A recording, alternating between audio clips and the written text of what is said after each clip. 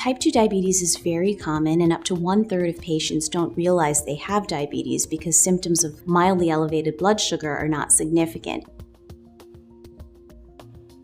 Patients with type 2 diabetes are resistant to insulin, so they do make insulin, but it doesn't get the job done very well, so they have to make pretty high levels of insulin to normalize their blood glucose levels.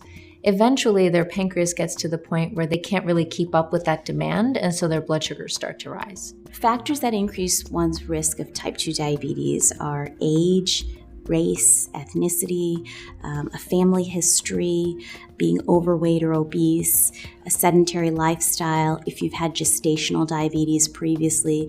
All of these things can increase your risk of insulin resistance and prediabetes and type 2 diabetes.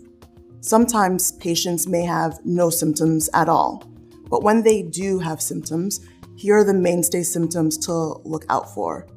Increased urination. That's one thing that patients will complain a lot about. Increased thirst is something else that patients will complain about, and just feeling very hungry all the time. Other symptoms to be aware of are lethargy, which just means you're always fatigued, always tired. Another symptom that patients do complain about, blurry vision. Sometimes with these excess sugars, it does affect the eyes, so it can cause some blurriness in the vision. I had some issues with my vision, and I didn't know what was going on. And when I went to my eye doctor, he said, "Do you have type 2 diabetes?" And I said, "I don't think so." Doctors can assess your blood sugar in a number of different ways. One test is a hemoglobin A1C. This test measures your average blood sugar of the preceding 2 to 3 months.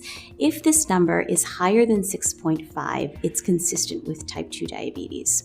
They can also measure your fasting plasma glucose. They may ask you to fast for 8 hours, so nothing to eat or drink except for water, and check your blood sugar. If that number is higher than 126, that's also consistent with diabetes. They may ask you to do a glucose tolerance test, where they will measure your fasting blood sugar and then ask you to drink 75 grams of glucose and remeasure your glucose 2 hours later. If that glucose 2 hours later exceeds 200, that's also consistent with a diagnosis of diabetes. Diabetes in many cases is, a lifelong issue. It really changes someone's lifestyle. It changes how they think about food and activity and their bodies. And suddenly the need to gain control of their health is a reality that they weren't ready to face. But it's also an opportunity to examine what's going on in their lives. Maybe they're stressed and maybe they're not as invested in self-care as they need to be. And so many times the conversation results in me helping somebody examine their sleep, their stress levels, their diet, their exercise, and they usually leave the encounter feeling pretty hopeful.